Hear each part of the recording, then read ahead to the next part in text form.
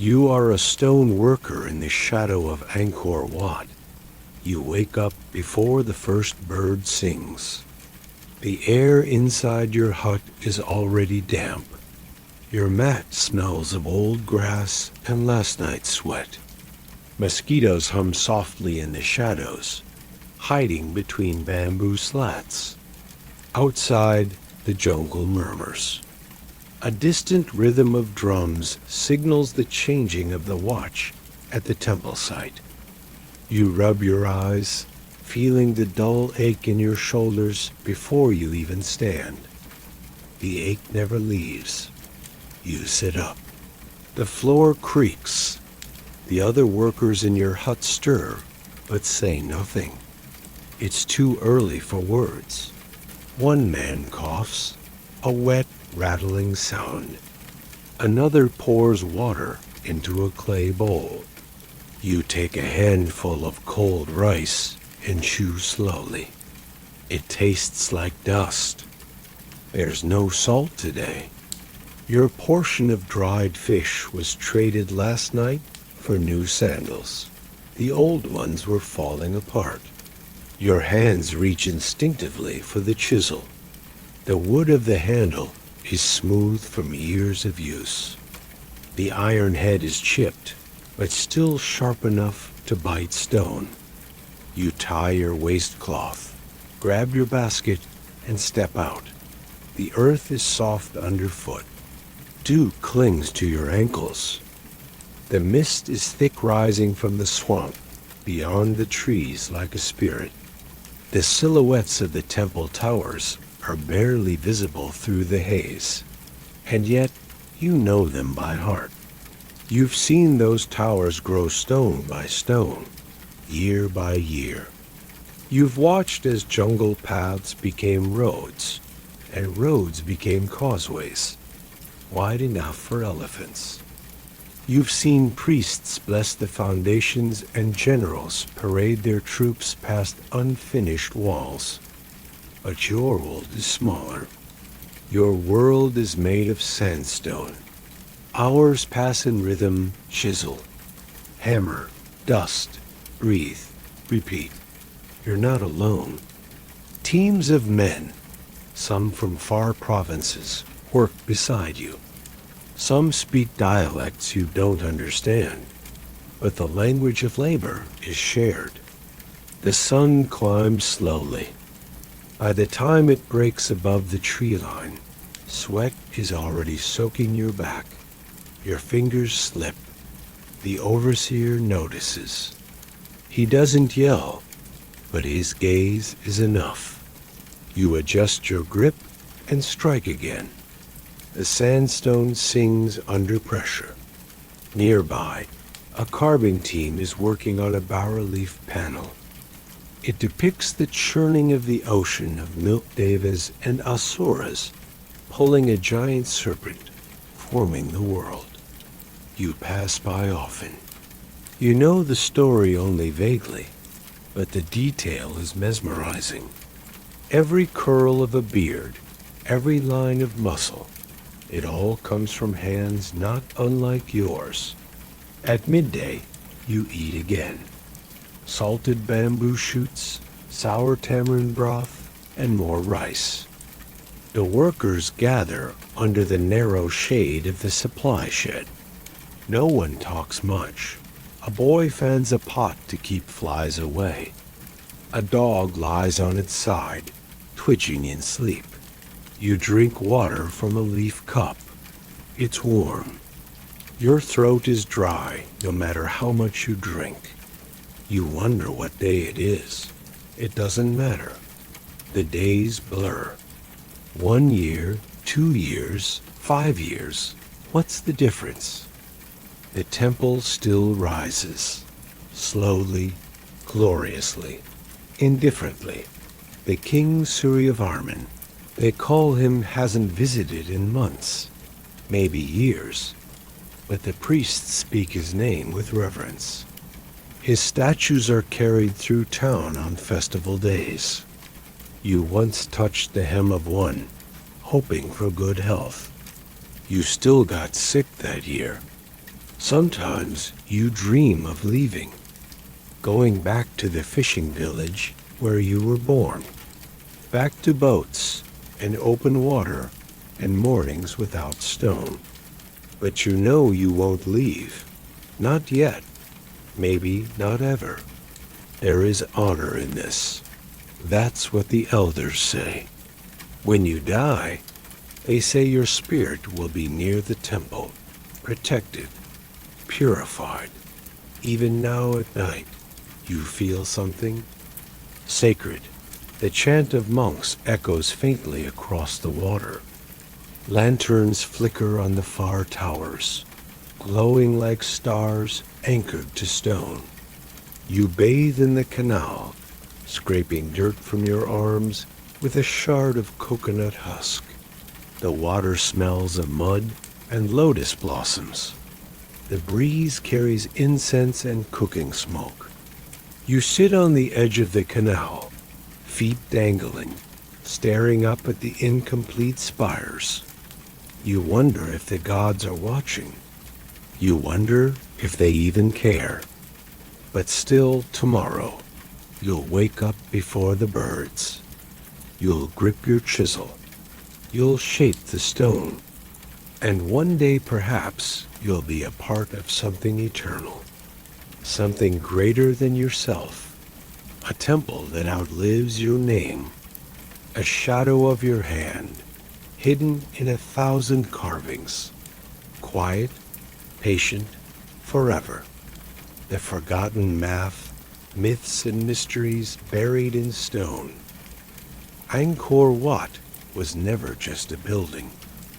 It was a calendar, a map of the heavens, a code written in stone. For centuries, the temple was forgotten by the outside world. The jungle crept in. Trees pierced walls. Vines wrapped around Apsara's feet. Entire galleries vanished under moss and root. But the locals never forgot. They said the gods had built it overnight, that giants carved the stones, that a divine architect drew its plan in the stars. When French explorers first laid eyes on the temple in the 1800s, they were awestruck.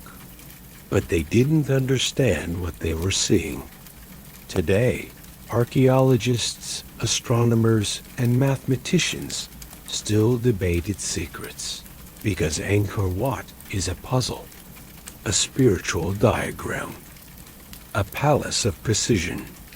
Its towers align with the solstices and equinoxes. Its walls are covered in 216 carved deities, a number linked to ancient lunar cycles. Some scholars believe the entire temple encodes the Yuga cycle's Hindu epochs, spanning hundreds of thousands of years.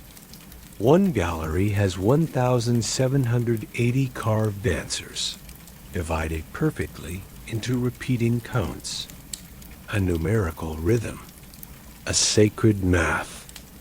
And then there's the staircase. The central tower, meant for priests and kings, rises steep, almost vertical. You must climb on all fours, like an animal, like a penitent. Ascent is not easy, and perhaps that was the point. Inside the innermost sanctuary, once sealed, once forbidden, there is a pedestal. Atop it once stood a statue of Vishnu, 8-armed, towering, now gone.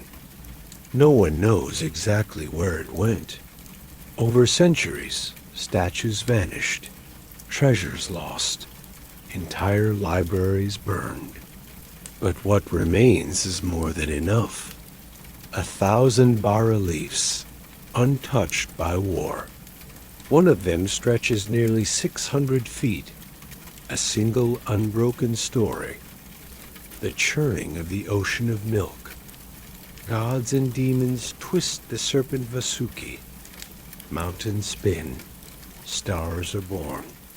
The world is created again and again. Not every mystery has an answer. Not every code needs decoding. Sometimes you simply stand before the stone and feel something vast, something eternal. And in the quiet, you remember, these were people. People with dreams, rituals, and fears. People who left behind not just architecture, but questions. So many questions. The king who became a god. Life and legacy of Suryavarman II. His name was Suryavarman II. His title was Devaraja the God King. He ruled from the stone heart of the Khmer Empire, beneath banners of gold and parasols of silk. But before the temples, before the empire stretched from coast to coast, he was simply a prince. And a prince in ancient Cambodia was never safe.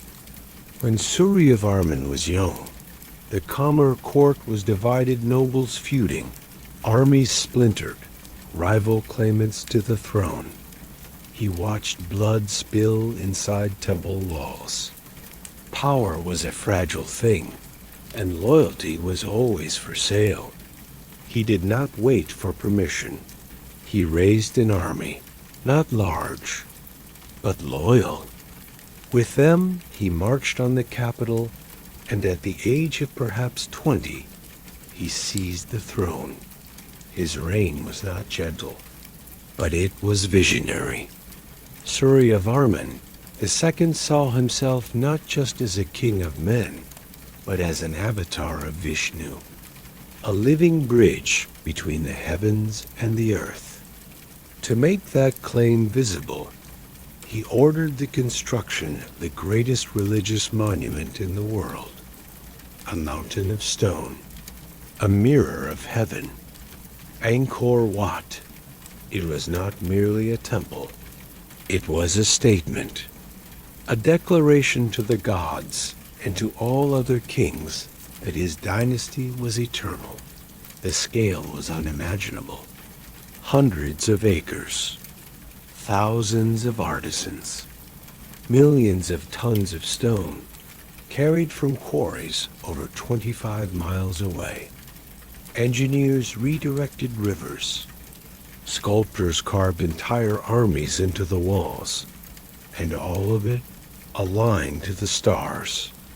At the spring equinox, the sun rises directly above the central tower. The axis of the temple points west, not east, as most temples do, toward Vishnu, the preserver, and toward death. Because this temple, this great wonder, was also a tomb. Though his body was never found, scholars believe Angkor Wat was designed as Suryavarman's eternal home, a palace where he would dwell among the gods forever. But empires are never as eternal as their kings believe. After decades of rule, the records grow silent. Some say he died in battle. Others say illness took him.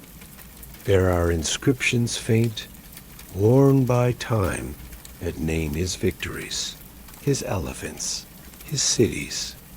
But there are no stories of his death, only stone, towering, silent, watching the jungle slowly grow around it. And so he remains a presence more than a man. A king whose face is carved into the walls he built, whose spirit may still walk the galleries at dawn. You don't need to see him. You only need to stand in his shadow to know he was real.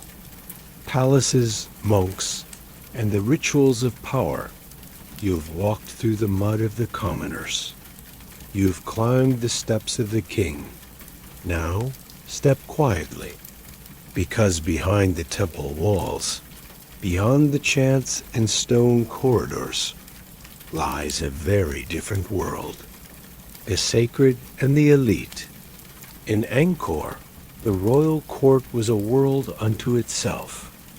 Gilded halls, silken robes, dancers moving like flowing water. A king was not only a ruler, but a semi-divine being. To speak to him, you bowed.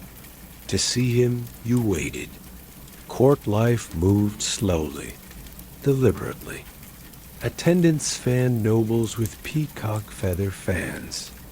Gold was not rare.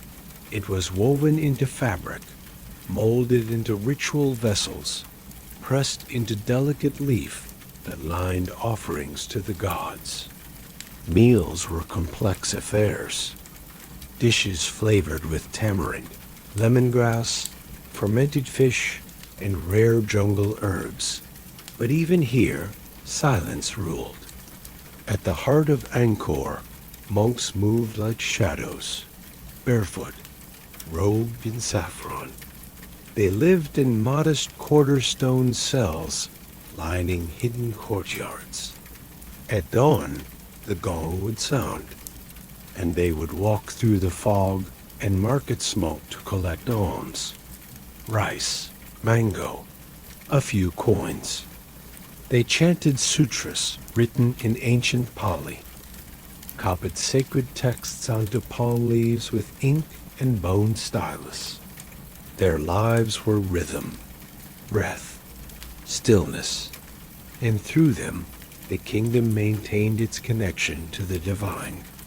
Even the king, for all his glory, had to kneel before the monk. He had to purify himself, to offer water and light and silence. In Angkor, power was shared between sword and scripture, between crown and monkhood. Sometimes the quiet ones ruled more deeply, and sometimes the grandest rooms were those with no voices at all. In the dry season, the royal gardens bloomed with lotus and jasmine. At night, oil lamps flickered along the sandstone paths, and beneath the southern towers, a single drum would echo once, then fade into stillness, the rituals of a vanished world, a kingdom both majestic and ephemeral, lost but never forgotten. And as you drift to sleep, remember that Angkor was not only carved in stone, it was carved in time, in silence, and in the memories of those who once walked beneath its towering gates.